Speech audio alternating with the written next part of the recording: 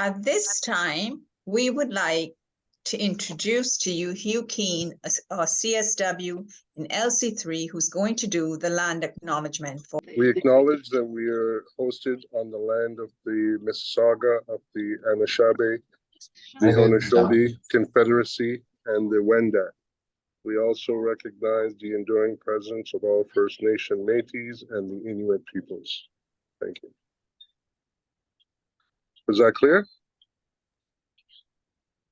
Yes. Thank you, Hugh. You're welcome. Good evening, parents, caregivers, community members, distinguished presenters, Troy Langvine, centrally assigned principal, LC2 and LC3, and Laurel Eisenberg, formal special education consultant and presently VP at Cedar Drive Public School, and fellow CSWs. I am truly honored to welcome you on behalf of LC3 community support workers. As we embark on this journey that holds immense significance, a journey dedicated to unlocking the boundless potential within each and every one of your children. My name is Donna Cardoza. I'm a community support worker in Learning Center 3. Today we come together not only as educators, parents, and caregivers, but as partners on this remarkable path of learning and advocacy. Each of you parents and caregivers is an indispensable pillar in your child's educational journey. Your unwavering dedication and unwavering love have the power to shape a future beyond imagination. Today, we celebrate that power, the power of your voices, your advocacy, your navigation through the educational system, and your tireless investigations into the world of special education. In our time together, we'll explore the world of special education, diving deep into the details of individual education plans, better known as IEPs, and the many aspects of the special education system. But more importantly, we'll celebrate you, the cornerstone of your child's support system, and your incredible ability to stand up, find your way, and dig deep on their behalf. But beyond that, we will celebrate you, the heart and soul of your child's support system, and your capacity to advocate, navigate, and investigate on their behalf. As we gather here, remember that you are not alone on this journey. You are joined by a community of parents, caregivers, and dedicated professionals who share your commitment to empowering your children. Our distinguished presenters bring with them a wealth of knowledge, experience, and most importantly, a shared passion for fostering each child's unique potential. So let us engage in meaningful conversations, ask questions, share experiences, and open up our hearts and minds to the possibilities that lies ahead. This is a space for you to seek guidance, gain insights, and connect with one another. As we embark on this workshop, let's keep in mind that our collective goal is to ensure that every child under our care achieves not just within their potential, but beyond it. Together, we are the driving force that can make that vision a reality. Once again, I extend my warmest welcome to all of you. Your presence here today is a testament of your commitment to your children's future. And I can't wait to witness the positive impact we will create together. Thank you for being here, and let's make this workshop an enriching experience for all. Thank you so much for allowing us to walk alongside you and to learn with you, to learn from you and share with you. So let the journey begin. At this time, I'd like to introduce Troy Langvine, who has given up his time because of his passion and dedication to making sure every child succeeds beyond their potential. Troy, welcome. Thank you very much, Donna, and welcome to all our parents. And Laurel, it's really important that you all are here, and I really am thankful that all of you are here. I just like to take this opportunity to thank our community support workers. Your work is tireless.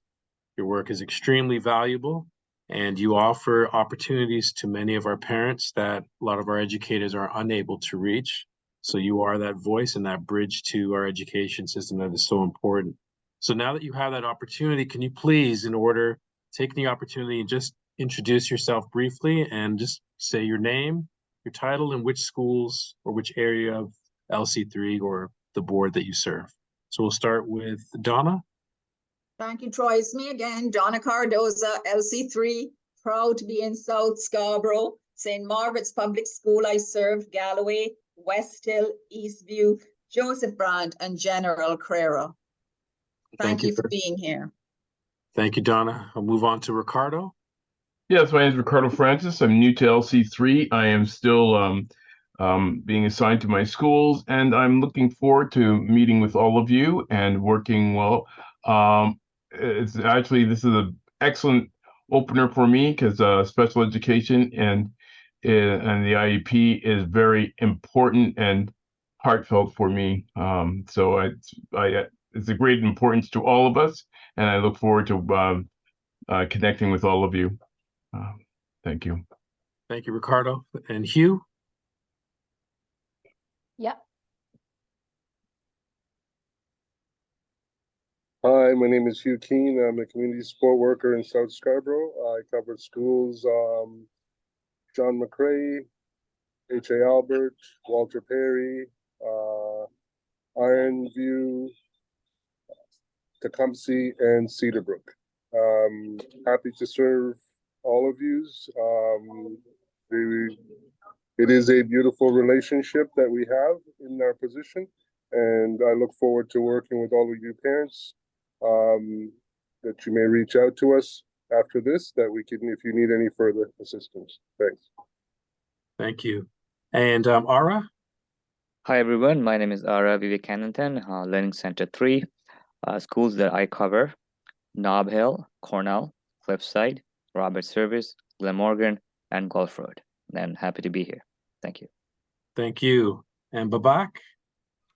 Good evening, everybody. Thank you for having me today, and thank you for coming. My name is Babak, and I'm a CSW with LC3. And the schools that I work in are Military Trail, Alexander Sterling, Treadway, Woburn, George B. Little, Grey Owl, and Military Trail. And I look forward to meeting everybody in person. Thank you. And Steve? Hi, thank you, Troy. Good evening, everyone. Thank you for taking the time out of your busy evening to join us tonight. My name is Steve Self-Farley. I'm a community support worker in Learning Center 3, Southwest Scarborough. Schools I support are Willow Park, Norman Cook, Samuel Hearn, Oak Ridge, Taylor Creek, Edgewood, and Corvette. Thank you, Steve. And Paul?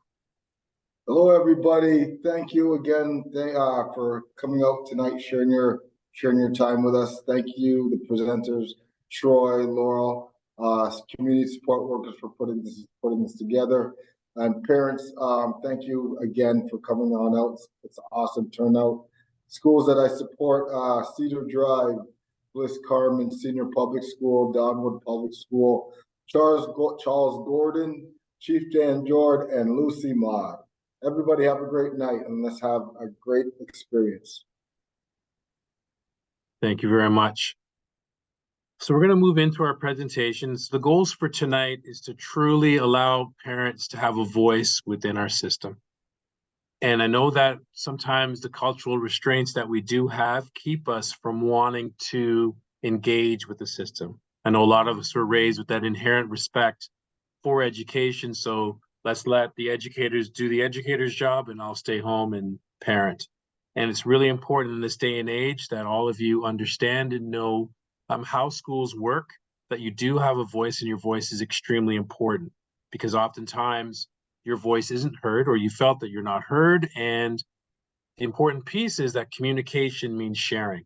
So if it's only coming from the school and you're not also sharing with the school, then we truly don't have communication. So our goal tonight is to really foster that feeling of communication, that ability to make sure that messages are sent back and forth and that you can understand how to navigate and how to make sure that you can advocate for your child. So very, very important. So as you can see here, we'll be going through some of the parent and caregiver pieces, how to support your child at home, but most importantly, going through some of our special education pieces that always are changing. So it's important that we understand. We want to let you know that this slideshow will be shared with you. Also, at the bottom of your page, you will see a Q&A button. In there, please, if you have any questions, type them in. We will have a question and answer period at the end to help you navigate and to hopefully respond to as many questions as you can. If not, we will be sharing our contact information if you do have any additional questions, as we know, due to confidentiality and other pieces that we can deal with. So I'll get right into it. So for me, I've been a principal now for a number of years. I think it's now going on almost 14, 15 years of being an administrator within the Toronto District School Board. And one of the things that's most important is how do we empower parents to make sure that they feel that they are connected to the work that we do? Because oftentimes our parents and our students can sometimes feel ostracized or not part of the work that happens. Once again, even though an educator does spend almost more time with your child during the school day than you do when you're at home, it's important that we work as a team. So one of the things that's important, I have 4 key things that I want to be able to discuss with you tonight to make sure that you understand what you're able to do to make sure that you are a voice. And number 1, as you look through, is finding the truth. Number 2 is the parent and caregiver concern protocol. Number 3 is your ability to be active and present and active within a school. And number 4, what can you do at home? Next slide, please. So when it comes to finding the truth, a lot of times we're confronted with issues and we don't understand. And oftentimes we want to make assumptions. And as you can see in the slide with that poor penguin making that leap, we don't want to make assumptions. It's really important that regardless of the situation, to really sit back and think and understand there's always going to be an explanation, because that allows us now to come from a stance of learning rather than a stance of aggression. And it's making sure that we learn and understand first prior to moving forward. And a lot of times we are confronted. You might get some bad news at school. And I know as a parent as well, I don't like receiving surprises from the school or getting that phone call during the workday. So it's important to make sure that you understand your emotions and take time to prepare. And it's important to do that self-check, understand how you're feeling. I know right now, if you make a decision when you're angry, odds are you're going to make the wrong decision. And be strategic and think things out. Find a way to be calm, breathe, whatever it takes, take that moment, and make sure when you do go in to present your issue, there's no diversions. We never type emails when we're upset. And if you find yourself upset, ready to type an email, get up, walk away from that computer, take that necessary break, and really sit down, talk to somebody, and plan what you're going to write. One of my favorite pieces that I share with my staff and people that I work with is always seek to understand, then to be understood. Oftentimes, we're not listening. And I think it's a skill in our society that we've lost. A lot of times we want to just be heard rather than hearing what the other side is. It's when you can hear the other side. I don't want to say, sorry, hear is the wrong word. You want to be able to listen, because we all know when we ask our kids to clean their rooms, they're hearing us because they're not necessarily doing or make up their bed. They're hearing us, but you know when they're listening. So please make sure you take that chance. Take notes, gather as much information as you can so you can understand the issue, so you put yourself in the best position to advocate. And once again, like whenever an issue does pop up, ask the right questions. So for example, what do I need to learn about the presented concern? So if somebody says that, your child got hurt or something, what questions do you need to ask? What steps can be taken to effectively solve the problem? How can I ensure that the groundwork for a positive, evolving relationship is nurtured? Because many of our schools are kindergarten to grade 8, kindergarten to grade 6. And if you don't want to burn a relationship early on, knowing that your child is going to be there for an extended period of time. So you want to make sure that you're able to work in a manner that's positive for your child and for your family to make sure that you get what's needed. And at the end of the day, what does my child need to be successful? So having those questions to frame your approach to dealing with an administrator or a teacher is extremely important. And it allows you to come from that lens of caring as a prudent parent rather than somebody who's upset and might be misunderstood. So once again, identify your role. What am I capable of? Where do I need help?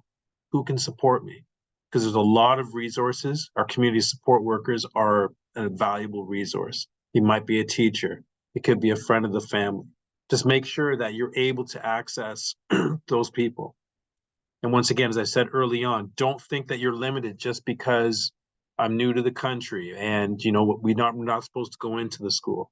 You are able to go into the school. You are able to contact. So make sure that you understand that your role is extremely powerful because a lot of times our children don't feel that connection and aren't able to stick up for themselves and rely on an adult. And I know sometimes as the principal, I viewed myself as being the final advocate for children. So if I see something happen, I knew that I had the power to make sure that I can offer an opportunity, but more important, teach those to capitalize on opportunities. So that's the key piece, being able to capitalize. The next slide. Once again, know your goal, act and communicate clearly. So number one, whenever we have a concern that's shared with us, you have to think, what is in the best interest of your child or children? Because a lot of times we make things about us. And I'll be honest with you, as an educator, sometimes it's really easy to make it about me. Am I doing something wrong? How do I look bad in front of people? But you have to put yourself aside and really look at the big issue. Because in our society right now, we see that selfishness has taken over. And it's really important that we find a way to really build our communities. Our children are going to be navigating a society that's completely different from the one that we're in right now. And we need to also model and teach them how to resolve issues. So look at it, we have a small child here on a phone. That's the reality. So how are they going to be able to navigate this world that isn't necessarily set up for them? Next slide, please. So one of the things that we do have in the Toronto District School Board is the Parent Caregiver Concern Protocol. What that is basically it's a step-by-step process that we follow just to make sure that you are heard and that problems can be resolved. So it's important that whenever you do have an issue at school, for example, in a classroom, it's important to go directly to the teacher, as the teacher is the one that deals with the student directly or your child directly. They'll have a lot of inside knowledge or the facts of what happened. And in dealing with that, you allow to build that respectful relationship to deal with that teacher, to understand what the concern is, and you can get firsthand information. Oftentimes, parents approach a school from a business model. I don't like the answer I'm going to get, so I'm going to go to the manager. I'm going to go straight to the top and get it. But in doing so, what ends up happening is the manager is going to redirect you to the person that was directly involved. So it's important to deal with that person. And of course, if you're not happy with the results that you get in dealing with the teacher, please move on to the administrator, the vice principal, principal. Once you've gotten to that point in dealing with the principal or vice principal, it's important to maybe, if you're not happy at that point, that's when you start going to the superintendent. And what we have to also realize is as soon as you start moving up, there's less people to speak to. So for example, the superintendent might be responsible for 24 schools, where a principal is responsible for one school, but it could be some schools have 900 kids, some schools have 200 kids. So it all depends. So in dealing with your concerns, make sure that you deal with the teacher first and articulate. Have the next slide, please.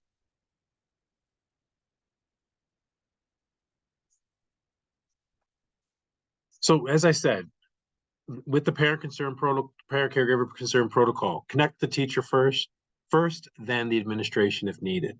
So one thing I always like to ask parents to do is to establish regular communication with your teacher, be it through an agenda, be it through an email, but just to avoid surprises. We don't like surprises. I know I don't. I don't want to hear about my child not doing well and my son not doing well in school in October when I've been sitting there for 2 months trying to figure out what's going on. And the other thing is to ensure that you can be reached. It's one thing to call the school and leave a message, but if your voicemail isn't set up on your phone or there's no way of them contacting you, it becomes difficult and a lot of valuable time can be lost. So please make sure, I know it's often I've called home and the numbers that I call aren't necessarily the ones that need to be reached. So make sure that please, that when you do fill in your office, the registration forms, that the numbers are current. If you do change your phone number, contact the school and let them know. And make time and prioritize the concern. And one thing that's always helpful to do is set aside a time. So make an appointment with the teacher or the administrator so that you can be heard. Oftentimes we react because we're angry and we go right in and we demand to be seen right now, and it might not necessarily be the best time. Not saying that emergencies don't happen, but if you know that the concern can be responded to in a manner that needs an attention, it's good to set that appointment so that you can go in, take that time and communicate very clearly. And once again, if it escalates and it's gotten to a point where you can't get the response you need from the teacher, please take that time and contact the principal or vice principal so that you can do it. But one of the things, like I know right here, I have it write down your issue so that it can be presented clearly. Writing is only one way. You do what works best for you. If it means drawing pictures, if it means having someone to help speak on your behalf, but make sure that you're speaking on your behalf. Whenever it comes to dealing with an issue, I always find that sometimes parents will like to come in and say, well, so-and-so is having this person's having this, and I'm seeing, no, keep it concerned to your child and how it affects you, so that at least that way you can really speak with your voice, because you don't want to dilute it. It's really, really important. And next slide, please. And once again, the next stage is being present and active at school. There's lots of different ways in which we can be committed and being part of the team. So one of the things that's most difficult in some of our areas, especially in South Scarborough as a principal there for a number of years, was getting families to come out to school council events. What I always loved about South Scarborough was if they viewed it as important, like the parent caregiver teacher conferences or curriculum night, I knew I would see my families. But sometimes when it came to school council, where it's meetings, I don't see them because they're not viewed as important. Those are places where you have a direct line to the administrator and to the school council that definitely has that opportunity to advocate on your behalf and to present some things that can touch the community. Because we often view our schools as just this building, but once again, our schools should be the hub of our communities because our students spend so much time, our children spend so much time there. Please be involved. And don't feel that you can't be involved. It's important. When there's call for volunteers, going on a field trip, seeing what's happening, helping raise money for the school, get involved. It's really, really important. And those parent caregiver teacher conferences, please make the time, get there on time, and have your questions ready. And help out whenever you can. It's a place where your children spend so much time. It's important that we build confidence and pride. So if it comes from home, it comes from the school, our kids have no choice but to follow suit. We know that. Next slide, please. And what can I do at home? It's funny, we always ask, how was school today? And the kids always say, nothing. It was fine. They don't want to get into it. So really ask those questions to get them to talk about their day. So I know for me, I always ask my son, tell me something that made you laugh today at school. That gets the conversation going. So then I can start getting into, well, what was your mark? How did this go? Were you on time for school? Were you engaged? Tell me something that you were interested in. How did you help someone today? It's our job to make our communities better. And the way we're going to do that is to ensure some sustainability, that the work that we're doing continues. So we really want to start instilling those important values into our kids. And I know everybody here is doing that. But if we can get our kids to start looking at how to help somebody. Did you notice somebody alone at recess today? Did you go ask them if they wanted to play? things like that. One thing that you can really do is set a routine. Get them to school on time, especially after lunch, especially with those grade 7 and 8s that get to go off school property sometimes. Make sure you are finding out if they're back to school on time and support the school in that. Their phones are to be used, should be turned off when they get to school. If there's an emergency, you call the office and have them go to the office. So you're not playing broken telephone, so you can get the information that you need. One of the things, we're not always going to like our educators. I get that. But it's important not to speak negatively in front of your child about the educators, because once again, you don't want your child harboring that. Adults have adult conversations. We keep kids out of it. Check their bags daily. A lot of important notices, flyers, homework pieces get lost in the bottom of the bag. So it's important to be involved. And as the next sentence I have, almost done. As they grow older, get closer. We tend to want, as children grow up, we tend to want to push or pull away to let them be more independent. That's when they need you most. And I say that because the decisions they make as they get older weigh heavier on their futures. So if you know exactly what's going on, I'm not saying monitor them all the time, but I mean, have those check-ins. Let them know that you're there. Build that relationship. It's just as important when they're older as when they're younger, because we don't want those decisions to come back where it's affecting the rest of their lives. And I leave with this: the most important sentence that you can teach your child, at least for me, is "This is not good for me. I'm out." So you need to have them be able to tap into their instincts and know that, you know what, it's okay to be friends with these kids, but if this isn't an activity that's working for me, I have the strength to walk away, call mom or dad, call caregiver, call grandma, call whoever, go home, leave a situation. That's a sentence that they should all know, because it's important.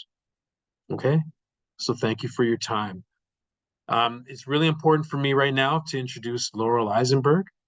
Laurel and I have worked together for a number of years. I remember when we started teaching together, I'm not going to say how many years ago. So it's a real pleasure.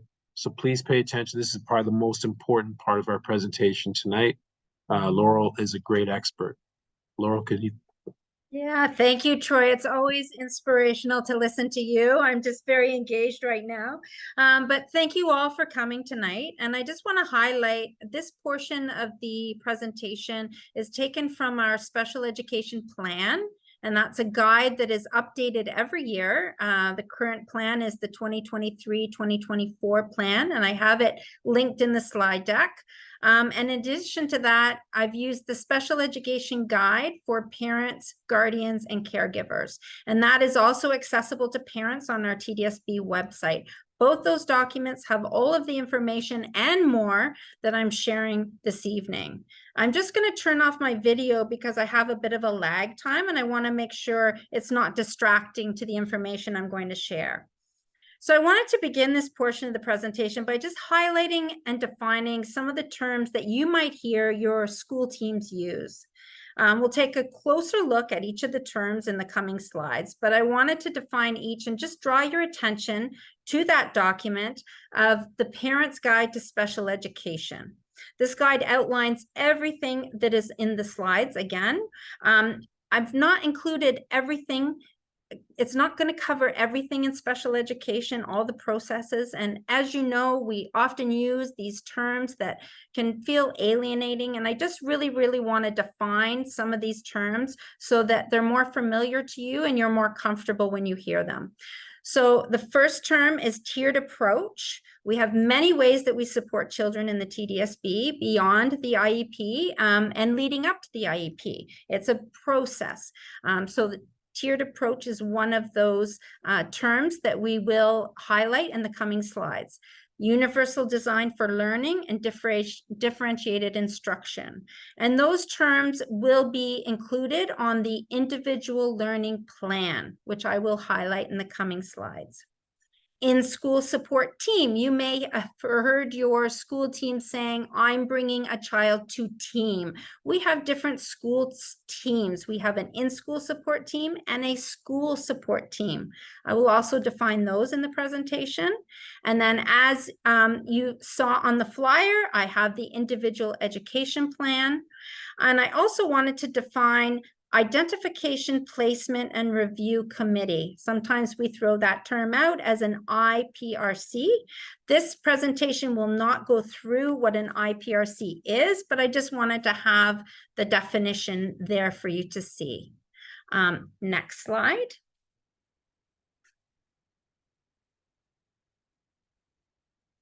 Next slide. Oops. Thank you. Okay. Oh, no, back one. Sorry, I didn't see that. Back one. Thank you. The tiered approach. So as you can see from the triangle, we use a tiered approach when we're supporting students. And the bottom of the triangle is the strategies that we use, and it can be strategies in how we assess students and what they understand and know. It can be in how we approach our instruction. It can be the conditions in the classroom and accommodations we're making. But the bottom tier is for all students, and we have that available, those strategies available for all students if it is needed. The second tier, tier 2, is instruction for some students. Some students may need something more, and that would fall into tier 2. And then at the top of the tier, we have approaches, strategies, instruction for a few students. So it's more precise teaching, more precise interventions and strategies. Next slide. So you may have heard of Universal Design for Learning, and I've also linked again the Special Education Plan for 2023-2024 here on this slide if you want to read more about Universal Design for Learning. And as I mentioned, that's the bottom tier, a tier 1 strategy available for all students. And in the graphic, I like this graphic because you can see the gentleman is shoveling the steps. Oops, and there's a ramp, an up ramp that's full of snow there. And, you know, there's a person with a wheelchair there saying, you know, if you shoveled the ramp, then we could all get up. So rather than shoveling the stairs for only the students to walk up the stairs, if they shovel the ramp, everyone can get up. So we know from Universal Design for Learning that what is beneficial for, what is imperative for some students is beneficial for all students. Okay, we can go to the next. And I'll just give you one more example of a Universal Design for Learning strategy. When we make assistive technology accessible for students, like our grade 5s and 6 students now have access to Chromebooks, and they have access to assistive technology. And that is an example of Universal Design for Learning. We know some students having access to those technologies is imperative to their access to curriculum and demonstrating their knowledge and understanding, but it is beneficial for all students to have access. And so we've made that accessible and supply students in grade 5 and 6s with one-to-one devices. So I wanted to mention the in-school support team. So the referral to in-school support team. And when a student is experiencing difficulties, some challenges, we want to come together as the teacher, the administrator, and the special education teacher to look at the student's strengths and consider some recommendations and possibly some further interventions that we could put in place to support the student. If we could just move forward to the next slide. So the individual learning plan, and this is different. I know it gets confusing sometimes, an ILP versus an IEP. And some parents will come to me and they say, my child is on an ILP, and they're confusing it with the IEP. So an ILP can be developed for a student when they're having some challenges. It's a tool that the teacher uses to track and monitor the ongoing assessments, instruction strategies, or interventions. When we come together as an in-school support team, we may make recommendations for that child, and we will document it on that individual learning plan. We'll include all those universal design for learning strategies, the tier 1, those bottom tier strategies, any other specified precision strategies that we're using, tier 2 strategies, differentiated instruction, we'll include that in that individual learning plan. We also look at the student's individual identity and their experiences and lived experiences, because we look at the whole child and not in isolation in one area of the curriculum. We're looking at the whole child here. So we consider all of this and the child's strengths, and we want to build on those strengths as we put interventions in place.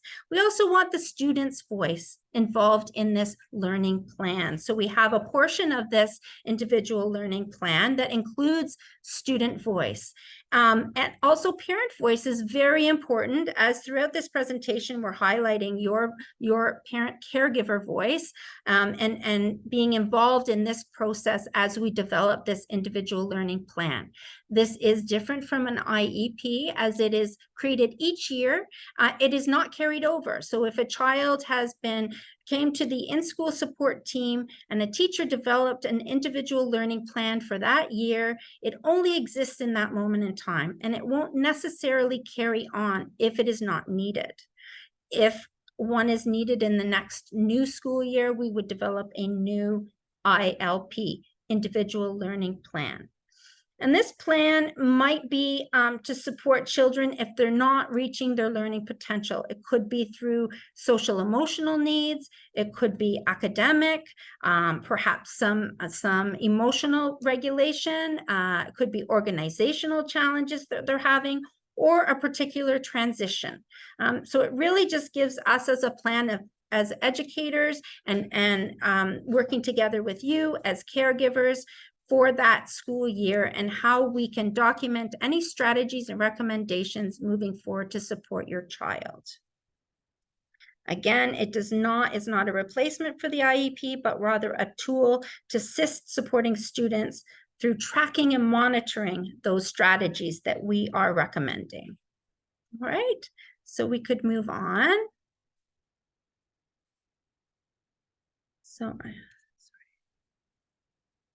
All right, I wanted to talk a little bit about the IEP parent consultation. And as I mentioned about the 3 tiers, often an individual education plan would be the top tier. It's for a few students, as we've been supporting them through tier 1 and tier 2 strategies, coming to that in-school support team, possibly a school support team, which would include a psychologist, a speech and language pathologist, a social worker, a special education inclusion consultant, and the administrator and school staff, as well as yourselves. The parent guardian voice is so important at that school support team. And a recommendation could be made to further support your child with an individual education plan. Now, this plan is a written plan that describes the special education programs. It could be accommodations and services. It could be some modifications, changes to the curriculum expectations by the grade level, or maybe the complexity, the level of difficulty of those expectations. We can modify as well at the grade level. So it's really important to have your voice as parent and caregiver incorporated into this process of developing this IEP. We do begin this process in the first 30 days of school, but it is not over in those first 30 days. This is just the beginning. We are getting to know the students, and you know your child so well, and your voice matters in this process as we're learning more about your child.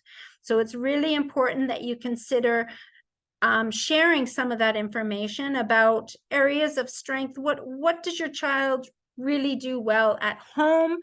How you know them? Are they really full of energy and like to get involved in activities with their hands, building, creating, making things? Do they like to ask a lot of questions? Are they very inquisitive and curious? What are some areas of growth that you would like to see them work on this year? Some goals that you would like to see them accomplish? Is it something in the area of organization? I know Troy was talking earlier about the room and getting them to clean up their room. That can be an organization challenge. If you notice that's something that they're challenged with at home, maybe it transfers over to school and as well. And we can incorporate that into their individual education plan. Perhaps you're more, you notice their interests and you want to include some of their interests. Maybe they have a hobby or something, or an extracurricular activity. Maybe they're in soccer and love to play soccer, and you want to incorporate some of that skill set into the IEP. Those are all important pieces of information about your child that we can incorporate and use as we're building on their strengths to build in their areas of challenge. So we have different areas of strengths, areas of growth, their interests. If you know anything about their literacy, or areas that you would like them to grow in literacy, or maybe that's an area of strength. And the same for math. How does your child manage transitions throughout the day when they're at home? If you're getting them ready for school, is transitioning from home to school a real challenge? Or is that a real strength for your child, moving through one environment to the next that you noticed? Your observations are so important, and your voice matters. You also are helping us to have your child's voice come through. As you know your child, sharing their interests, that's your child's voice as well. If you have an older child, perhaps you want to consult with them and what their reflections are in their strengths, and some of their goals. Understanding their profile is so important in their motivation and engagement in school. So involving your child is so important. Their voice as a younger child can be through their interests and choice, voice and choice. All right, can we move on to the next slide?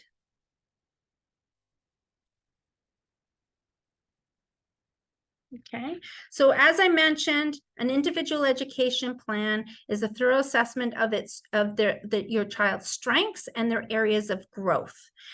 We record any kind of accommodations the child may need. Your child might need accommodations in the way we deliver our curriculum. Maybe they need accommodations in the environment, and we have to change some things in the environment for them. Perhaps it's the way we assess your child. Maybe, assessing your child orally or using assistive technologies on the computer is really going to help your child demonstrate their knowledge. So it is that documentation. As I said, it's a working document, and we will change as the year goes and we get to know your child. We will develop that individual education plan further. If you, in the first 30 days, when that first draft comes home, you feel that your voice was not included, you feel that it doesn't fully represent your child, then reach out to your teacher, your child's teacher, and have that conversation and develop it further, because it is meant to continue and be fluid throughout the year. It will be updated several times. And we do review these individual education plans each year for each child, and we look to see, does that need to continue for next year? Are there any recommendations for next year? Or is this a time that your child no longer needs the individual education plan, and is it something that we would remove at this time and monitor your child? Okay, something I haven't mentioned that can be included in the individual education plan is those alternative expectations. So I've mentioned accommodations, making accommodations to our instruction or the environment. I've mentioned modifying, changing the expectations, the learning expectations in some way for your child, maybe by grade level, or maybe at the grade level, and we're changing the complexity or the number of expectations that we are assessing them on. Another area that is covered in an individual education plan can be the alternative expectations. And that is expectations that may not be in the curriculum, but we really want to support your child to reach their potential and to access all areas of the curriculum. And to do that, we need to put some things in place to support them. And that can be around, maybe it's organization strategies, as I was mentioning. Maybe it is areas of communication or social skills. Could be activities of daily living. It really depends on your individual child's profile and the areas of growth that we're working towards in those goals. The one parent guardian piece, caregiver piece that I want to highlight is that this individual education plan is an accountability tool. It's an accountability tool for the student, the parent and caregiver, and anyone who has responsibilities under this plan. It is an accountability tool for us as educators to ensure that we are making the necessary accommodations or modifications to support your child so that they can reach their potential. Next slide. So in this slide, I was going to take a live look at the individual education plan to go through each section. I do think, looking at the time, I know there's going to be some question and answer period. So I would like to give a little bit more time for that. So rather than go through the sections of the individual education plan, I will move on. But just to let you know, to highlight again, we would have period of the first page would cover all of the personal information about the student and why we're beginning an individual education plan. We would have some assessment data, maybe some math assessments or some reading assessments, or it could be other, it could be professional support, professional reports like a psychology report or a speech and language report. That would be on the first page. And then we would highlight the students' strengths, all their areas of strengths and interests, and any areas of growth that the IEP will be supporting. All right, and we can go to the next slide. Okay, so the on this slide, again, I've highlighted the Parents Guide to Special Education, and I've linked there are individual guides that are specific to IEPs. We have many different guides on our webpage, TDSB webpage for special education, and we have some audio guides as well as documents that you can go through, Word documents that you can go through, and it will go in more specifically into details about individual education plans as well as special education processes. And next.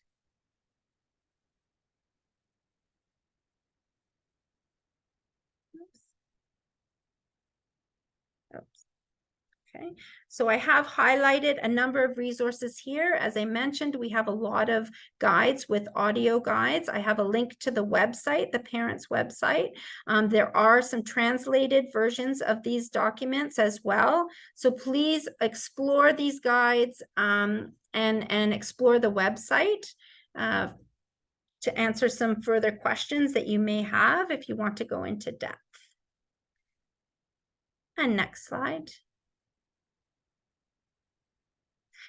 Parent caregiver sessions, I do want to highlight that we have Raise a Reader coming up on October the 11th. This will be part 1, and this is a very popular parent caregiver presentation, and you will come away with many different strategies to support your child in reading at home. So I highly, highly recommend that presentation. And I think I'd just like to give anyone a chance to ask questions for Troy or myself. I see in the Q&A there's a few questions here. So can we have, I see one here, can we have an IEP as early as JK, or are there any restrictions on this? So as you may know, there's been changes to special education in the past 4 years or so, as we're looking at our data in the TDSB, and we're looking at specifically at our anti-Black racism and anti-Indigenous racism and our overrepresentation in special education programs. And we have looked to interrupt that process of identifying children in kindergarten and putting them on an individual education plan. As I highlighted this evening, it's a process to come to an IEP, and there are many, many strategies and tools that we can use before we put an IEP in place. So we would really want to exhaust all of those tier 1, tier 2, and tier 3 strategies before we went to an IEP. That doesn't mean that we don't ever have an IEP for a student in JK.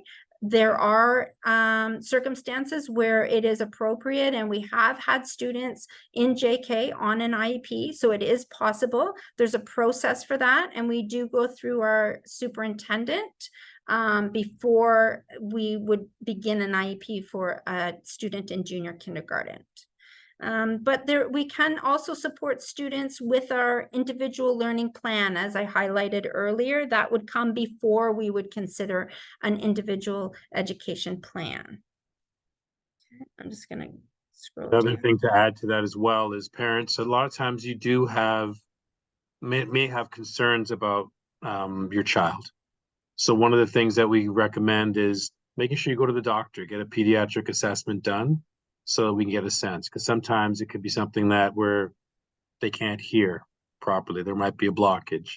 They might not be able to see. So it's important to use that as an aspect. So if you do have pediatric assessment that can get done by your doctor as well, before presenting an issue to the school, it is also very, very helpful, and it saves time, valuable time.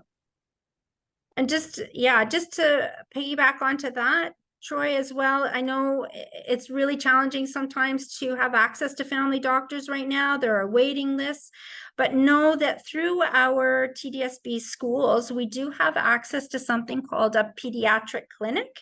And if you speak to your school team, they can do a referral for a pediatric clinic if you are looking and concerned and would like to meet with a doctor to discuss some concerns you might have.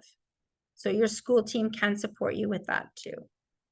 I'm just going to scroll down. Further questions? I think there's a few questions in the chat box instead of the Q&A. Okay.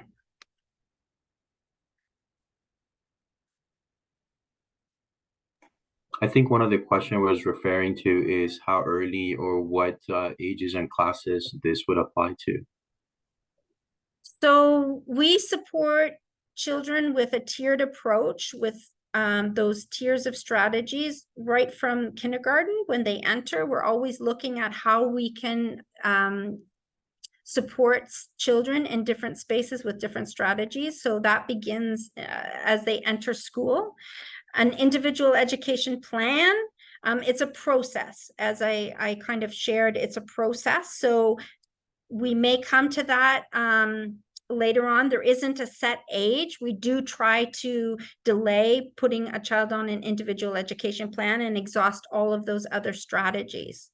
I hope that helps. I'm going to read 2 questions to save time. Thank For the ISD meetings, are parents allowed to attend? Was one question. How can a student who has an IEP be encouraged instead of discouraged to attend university and directed towards a trade? Okay, so I'll just answer the first question, Donna. So absolutely, parents have attended an IST in-school support team meeting. If that's something that you would like to attend, you could approach your administrator and ask if you could be present. It's not that they're not invited. We usually absolutely invite and must have the permission of a parent, guardian, before a child can come to the school support team to be discussed. And we would invite caregivers always to those meetings. But absolutely, your voice is important in the in-school support team process. And if you have an interest in attending that meeting, absolutely approach your administrator and teacher team. Yeah. Sorry, the next one, Donna, sorry. Read the next question again. How can a student who has an IEP be encouraged instead of being discouraged to attend university and directed towards a trade? So I think when it comes to dealing with a student with an IEP, I guess, does the student know that they're on an IEP? And does the IEP truly reflect their ability? And once again, I know that a lot of times families will push a child to go to university, but are we pushing them because that's what we want, or is it because what the child wants? All because a child is on an IEP does not mean that they can't go to university. They can definitely go to university. What's more important is the pathways in which we choose once we get to high school. So it's really important to understand that the choices that you make in your selection process are important. And how long has a child been on an IEP? Is the IEP, it depends on what areas of learning it is. Like if it's an accommodation piece, it's one thing, but if it's a modification piece, it's something else. So it's important to make sure that they know how to access those strategies. But on top of that, is the school executing the IEP? That's extremely important.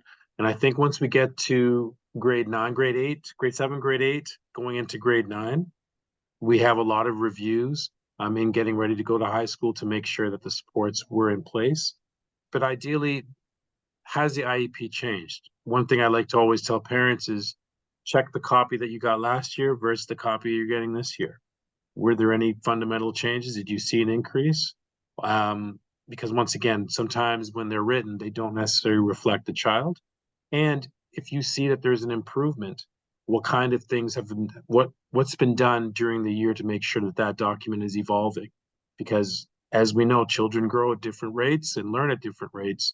So those pages and those documents need to evolve at different rates as well to reflect the child. So what kinds of opportunities are being presented? Are they getting the resources that they need? Because if we're just relying on what's on the paper, how do you know that what's on the paper is actually happening? So it's important to make sure we know those pieces. And what exposure are we having?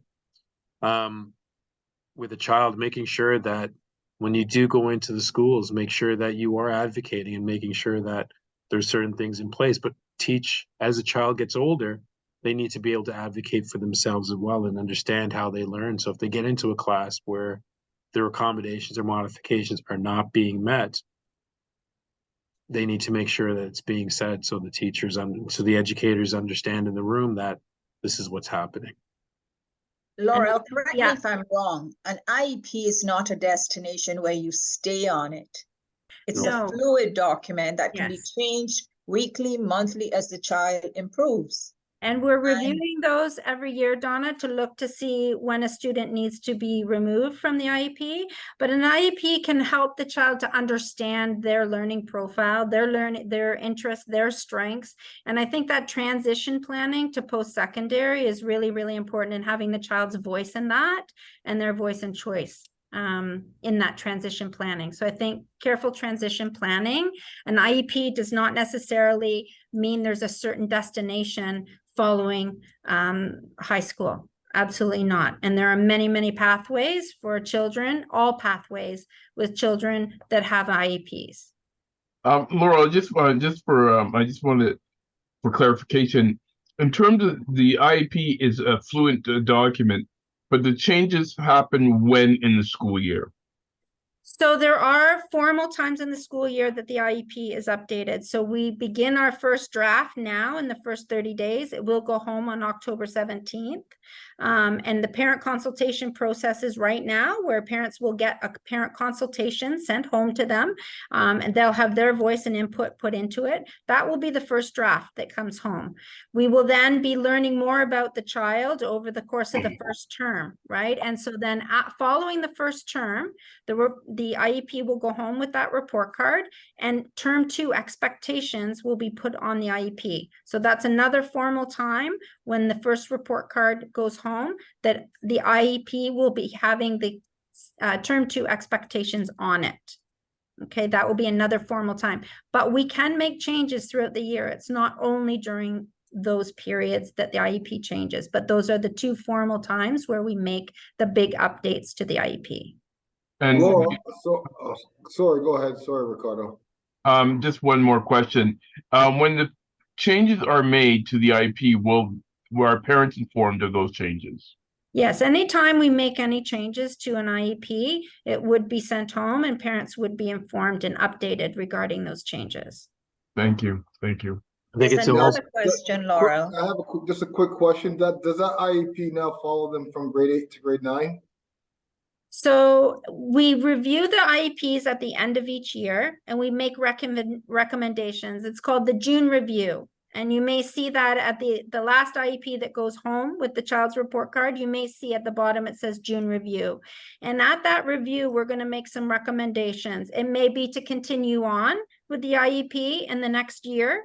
It may be to change some things in the IEP, updates, whether it's alternative expectations, further modifications, or maybe taking away the modifications or ending the IEP. So we could end the IEP if that is recommended, that the child no longer needs that IEP.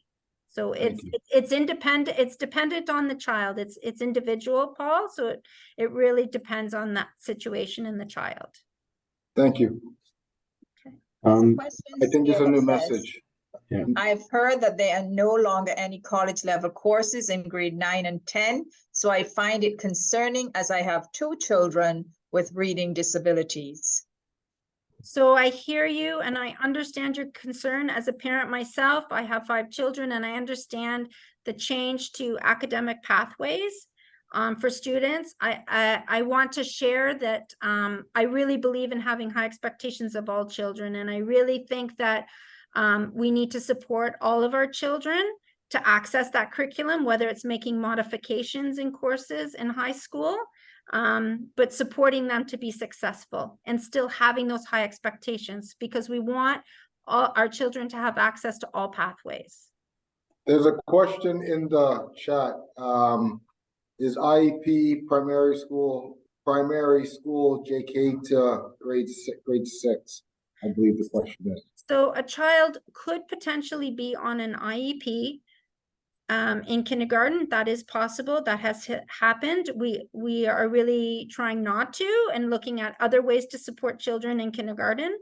But they could have an IEP from kindergarten to grade 12. It's possible at any time, depending on the child. And Sylvia has her hand up. Right. Are there any other questions? Yeah, there's actually 2 questions on the individual learning plan. Yeah. One was if each school for each if they had to travel with the same one to each school, they would have to apply to each school that the children travels to. And Sorry. the second. Oh, sorry. Can you say that again? Read the question again. Okay, so the question is if the children have to apply to each school, meaning if they move from one school to the other, would they have to apply? I don't think I'm really clear about applying to a school. So meaning So they this want is to in go regards to to the ILP, whether if you do an ILP at school X and then you move to a school Y, do you have to redo the process again, or would the same one count for both schools? Okay, so within our TDSB system, if you have an individual learning plan that was developed during that school year and you move schools within the TDSB, the new school team would have access to that plan. They would be able to see it within our system. Again, an ILP, individual learning plan, is only for that one school year. It's not carried over. It would only be for that one school year. So you would start fresh at the new school if it's a new year, and the school team would see if it was needed, and then they would develop one as needed. An IEP does carry over from year to year, unless it's determined that it's going to be ended through that in-school support team meeting. It's decided that it's ended, and then we would end the IEP, but it would be carried over if it's in a TDSB school. And here's a second question on individual learning plan. It says, who do I speak to about the ILP, and can it be applied in high school? Yes, we do have individual learning plans in high school. We have in-school support team meetings in high school, and we have school support team meetings in high school. We use that same tiered approach in high schools as well. Who would you meet with? You could reach out to one of your child's teachers. If you can get in touch with the special education department of the high school, you can talk to one of the teachers there about having your child referred to the in-school support team. And when they make that referral, an ILP needs to be developed. And it can be a parent request. Is there another question? We have two hands raised. Could we ask Steve Bootwell, and then we'll go to Leanne. Sorry, I hope I didn't mispronounce your last name. We'll start That's with okay. One of their elective credits. There is another course called the GLS course, and that is support for students that do not have an IEP, and it's only available for grades 9 and 10 for 2 years of their 4 years in high school. And it would support them with learning strategies about how to be, a good student. Really organizational strategies, learning strategies, studying strategies. Okay.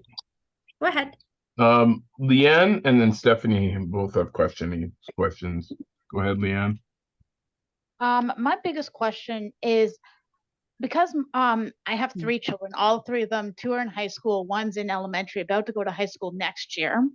1 is in Maplewood, which is a school for like children that have like developmental disabilities and stuff like that, which they've been great. But my other 2 are going to alternative schools.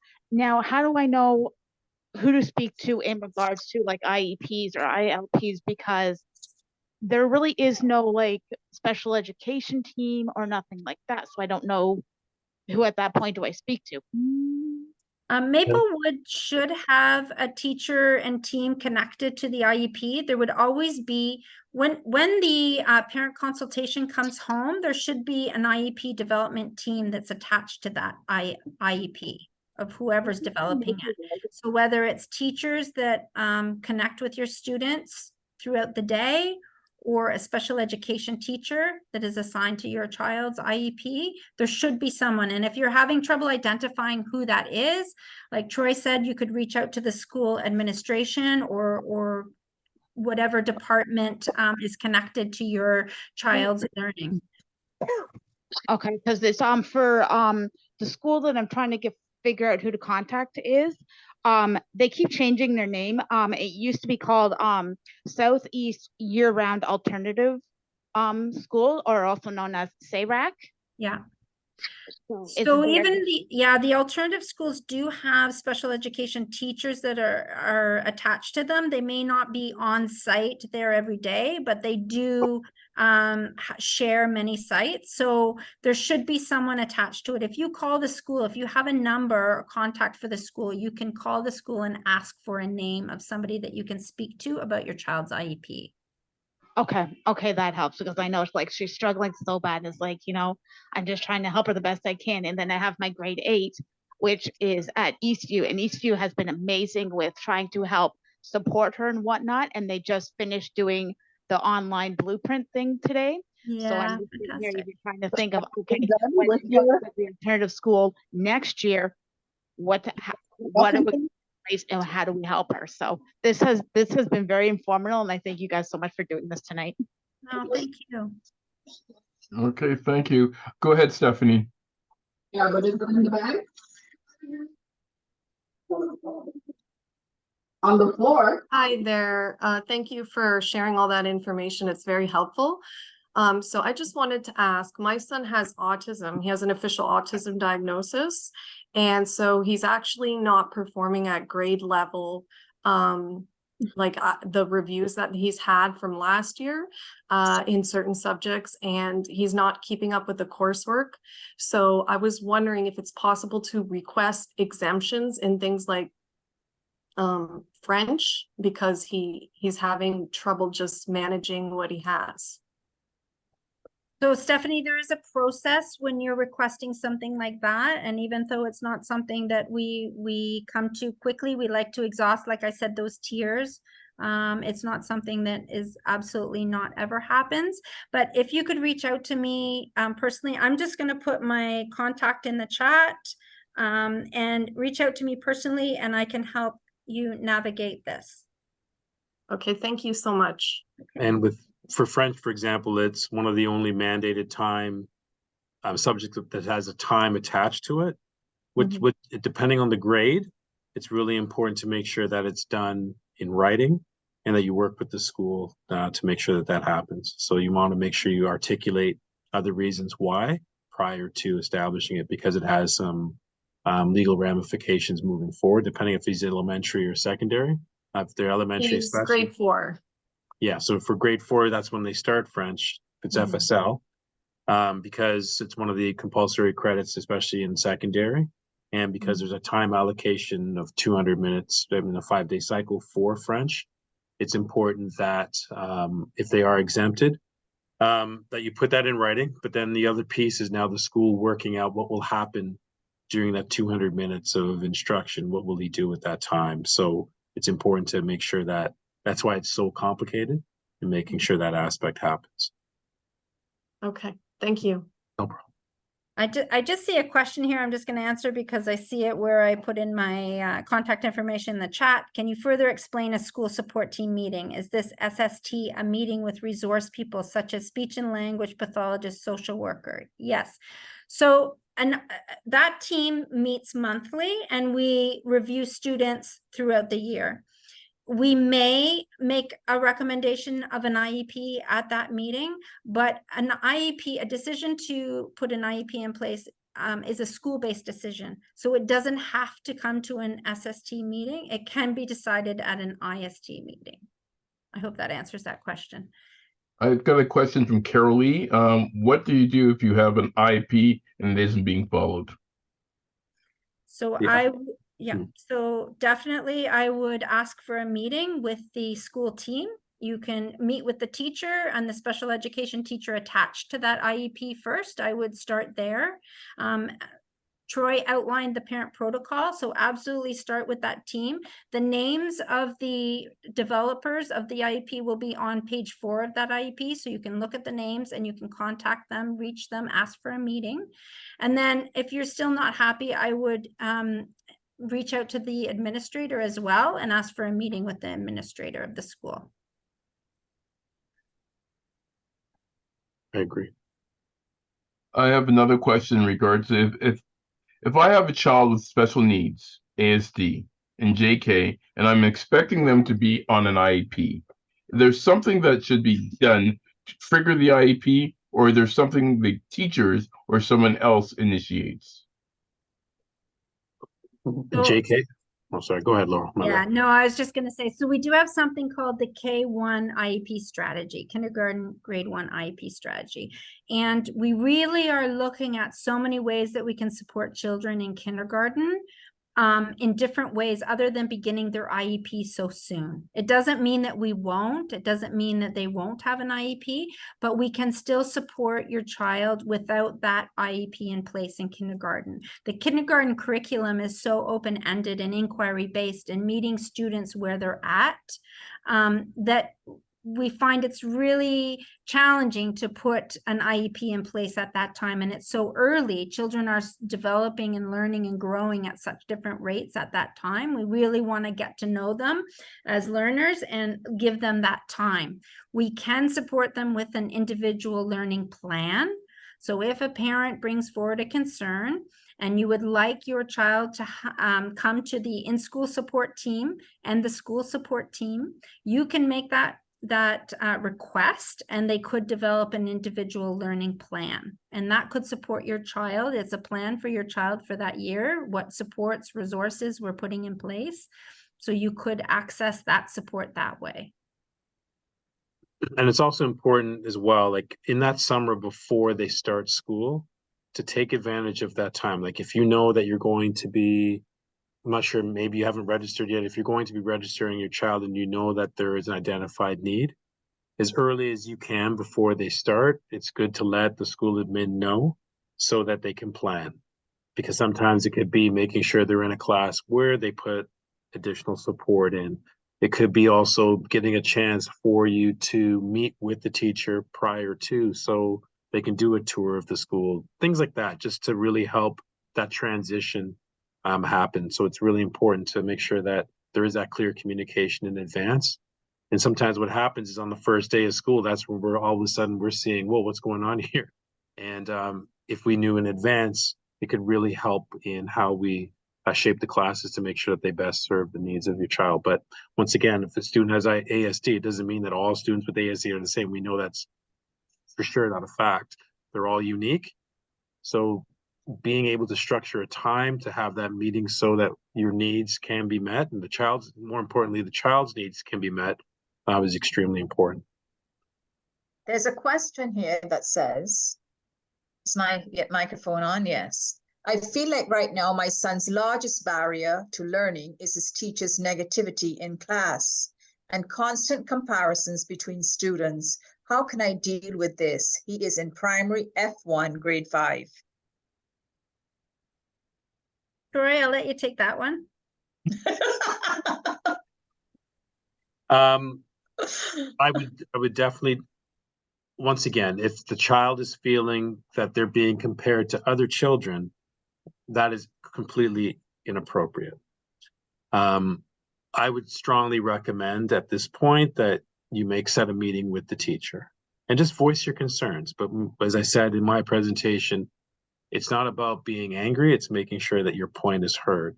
Under no circumstance should your child be compared to other kids. There are different assessment tools. I would start asking, well, how are you assessing my child? How's my child doing?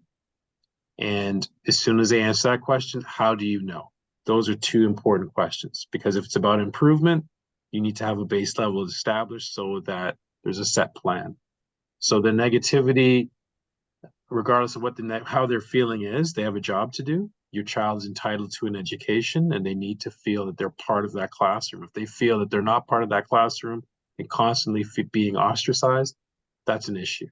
But I would strongly recommend you set a meeting with the teacher and meet with that teacher. And then if you're not pleased with the outcome, then you go and you speak with the administration as well. It's extremely important, because the fact that you're saying this now in September, you don't wait till March, April, June to deal with it. You deal with it now. So it sets the tone. And right now, and I know the next piece is, well, if I go in and confront the teacher, does that mean that it's going to put a label or target my child? Once again, if that happens, then you have every grounds to go after that person. So you want to make sure that you understand what's happening. Plus, once again, I'm not doubting your child, but you want to make sure that what's happening is honest and true.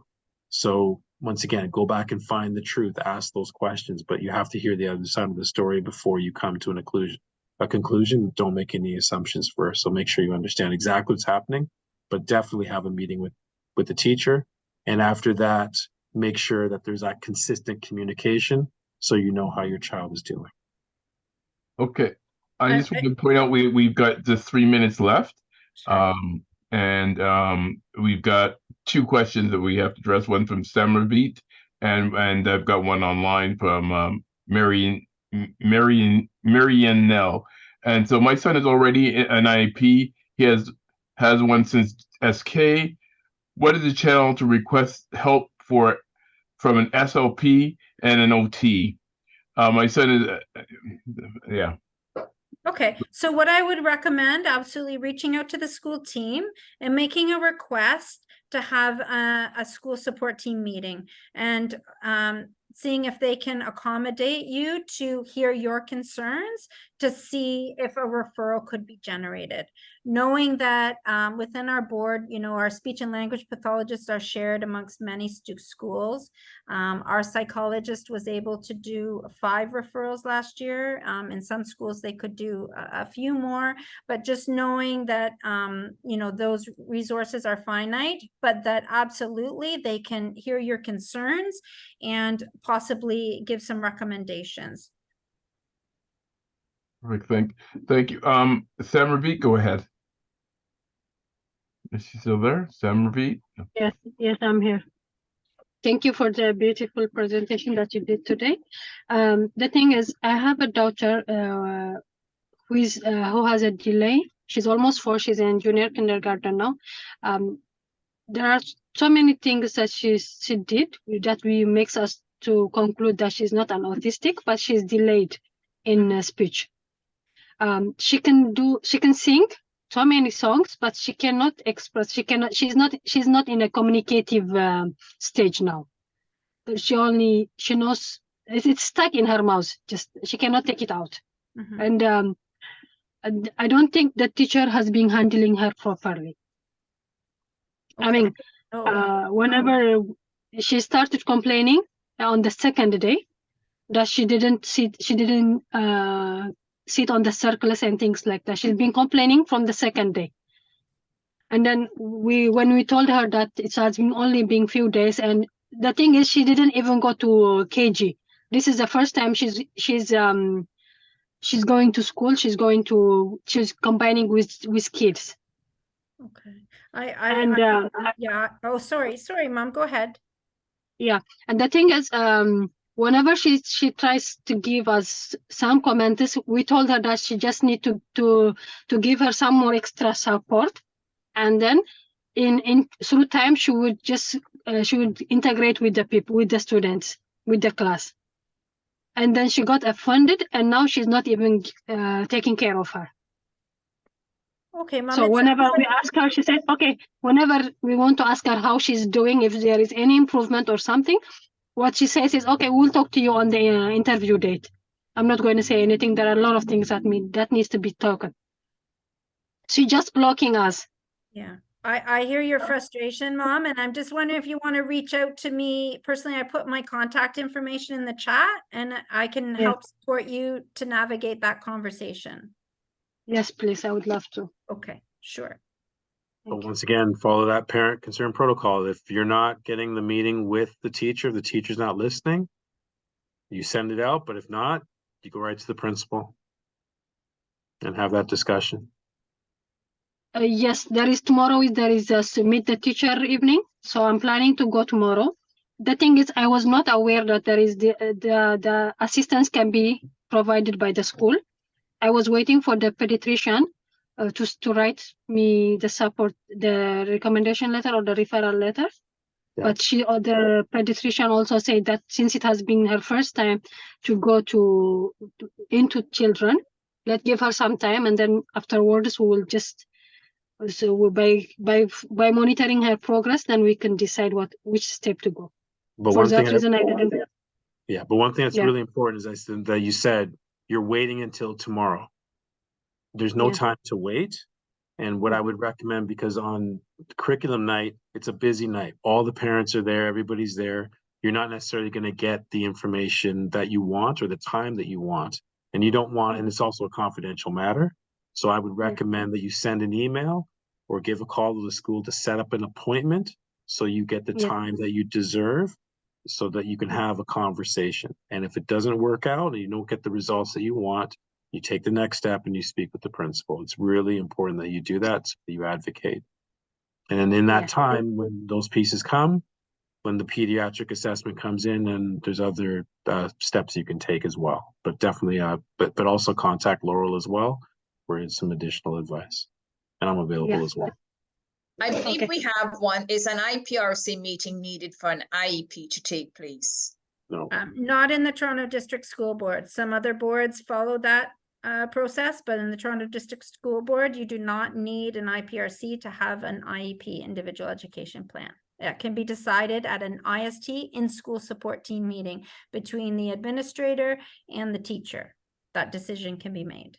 Okay, and the last question for the evening, what is the difference between being identified and or not being identified on an IEP? A parent with a high school student with multiple masked diagnosis. Okay, so we have formal identifications that's that IPRC that I mentioned earlier, Identification Placement Review Committee. So we have definitions of exceptionality. So when we say a child is identified, we're referring to they've been to an IPRC and they fit the criteria for a specific identification. We have many of them and they're outlined in the special education plan that I linked on this presentation. So if they're not identified, you could have a diagnosis. You can have a diagnosis of autism, a diagnosis of a learning disability, a diagnosis of ADHD, and that can be on an IEP. That can be listed on page 1 of the IEP under the assessments, but it doesn't mean that you're identified under that IPRC criteria for an exceptionality. I hope that helps. So it